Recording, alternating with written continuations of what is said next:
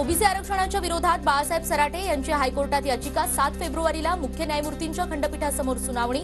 OBC आरक्षण बेकायदेशीर असल्याचा दावा. अयोध्येमध्ये रामभक्तांसाठी इलेक्ट्रॉनिक कारची सुविधा. रेल्वे स्टेशनपासून प्रवाशांच्या सोयीसाठी 12 इलेक्ट्रॉनिक गाड्यांची सुविधा. उत्तर प्रदेश सरकारचा नवा उपक्रम. सुप्रीम कोर्टाकडून केंद्रासह 11 राज्यांना कैद्यांच्या कामांसंदर्भात नोटीस. कैद्यांना जात पाहून काम देण्यात येईल याचिकेवर उत्तर जारी करण्याचे आदेश.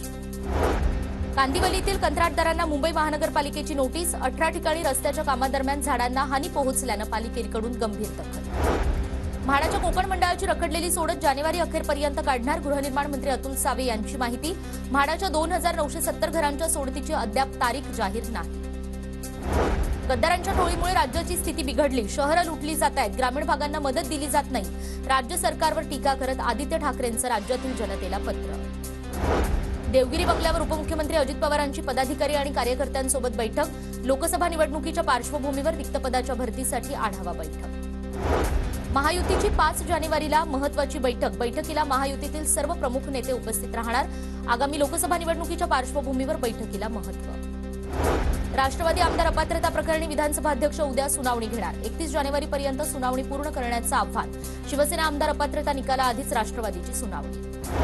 मुंबईमध्ये अंमली पदार्थांची तस्करी करणाऱ्या दोघांना अटक. 1 कोटीहून अधिक रुपयांचं चरस जप्त. अंमली पदार्थ विरोधी कक्षाच्या कांदिवली युनिटची कारवाई. आयसिस मॉडेल प्रकरणातील आरोपी ईमेलद्वारे हस्तकांच्या संपर्कात. सायबर न्यायवैद्यक अहवालातनं माहिती उघड. 6 आरोपींविरोधात एनआयएकडून 4000 पानांचं आरोपपत्र दाखल. नववर्षानिमित्त बुलढाण्याच्या वालसावंगी ते शेगाव अशी वारकऱ्यांची पायी वारी. वाईट व्यसनांविरोधात वारीतून जनजागृती. 19 वर्षांपासून जनजागृती रॅलीचं आयोजन. ठाणे जिल्ह्यातील 431 ग्रामपंचायतींमध्ये स्वच्छता अभियानाचा शुभारंभ. नानासाहेब धर्माधिकारी प्रतिष्ठानच्या वतीनं हे स्वच्छता अभियान. 2 दिवसात राज्याला 500 कोटींचा फटका. ट्रक चालकांच्या देशव्यापी संपात. राज्यातील ट्रक चालक सहभागी झाल्यानं जीवनावश्यक वस्तूंच्या पुरवठ्यावर विपरीत परिणाम.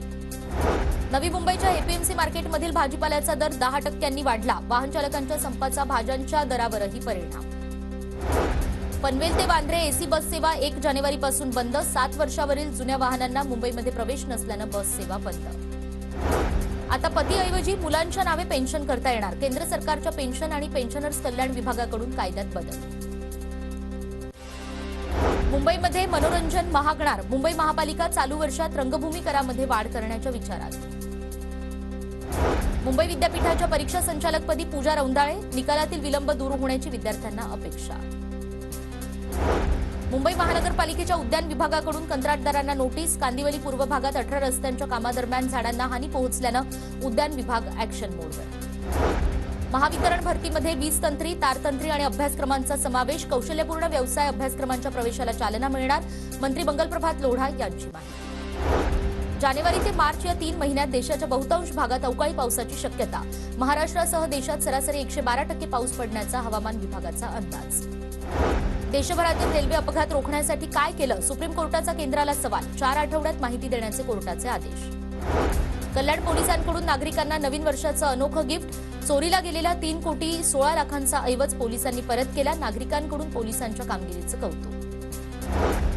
कल्याणच्या ऑनलाईन लॉटरी अड्ड्यावर पोलिसांचा छापा. मात्र छापा टाकूनही कुणालाच अटक न झाल्यानं जोरदार चर्चा.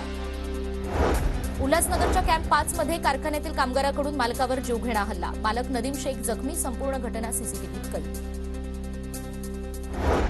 1 जानेवारीपासून वस्तूवर किंमत आणि उत्पादनाची तारीख छापणं बंधनकारक. केंद्र सरकारकडून पॅकेजिंग विषयक नियमांमध्ये काही बदल. यूपीआयचा वार्षिक 100 अब्ज व्यवहारांचा टप्पा पूर्ण. मागील वर्षात यूपीआयनं 100 अब्जांचा टप्पा पार करत 118 अब्जाचे व्यवहार केल्याची नोंद. 6 जानेवारीपासून शिवसेनेचं शिवसंकल्प अभियान. पुण्याच्या राजगुरुनगरमधून मुख्यमंत्री एकनाथ शिंदे शिवसंकल्प अभियानाची सुरुवात करणार. लोकसभा निवडणुकीची तयारी आणि भारत न्याय यात्रेविषयी चर्चा करण्यासाठी काँग्रेसची उद्या दिल्लीत बैठक. मल्लिकार्जुन खरगे यांच्या अध्यक्षतेखाली काँग्रेस मुख्यालयात बैठक. 27 ते 29 जानेवारी दरम्यान मुंबईमध्ये अखिल भारतीय मराठी साहित्य संमेलन. संमेलनाला 10 कोटींचा निधी मंजूर. भूकंपाच्या धक्क्यानं पालघर पुन्हा हादरलं. दुपारी 1:15 वाजण्याच्या सुमारास 3.4 रिश्टर स्केलच्या भूकंपाचा धक्का. सततच्या भूकंपाच्या हादऱ्यांमुळे स्थानिक नागरिकांमध्ये मात्र भीतीचं वातावरण. अंगणवाडी सेविकांचा विविध मागण्यांसाठी आझाद मैदानावर महामोर्चा.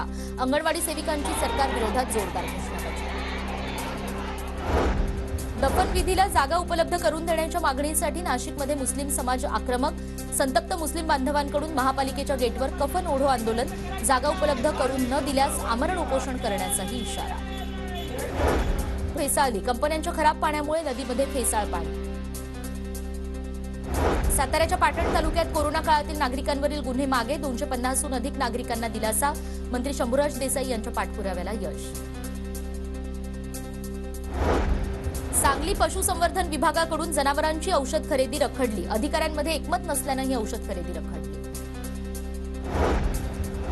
सोलापूरच्या माढा तालुक्यातील वडाचीवाडी गावाजवळच्या पुलाचं काम 1 वर्षापासून रखडलेलं. धुळीनं वाहन चालक त्रस्त. पुलाचं काम पूर्ण करण्याची नागरिकांची मागणी. अहमदनगरमध्ये कांदा काढणीला स्थानिक मजूर मिळत नाहीत. परिणामी दुसऱ्या जिल्ह्यातून मजुरांकडून कांदा काढणी सुरू.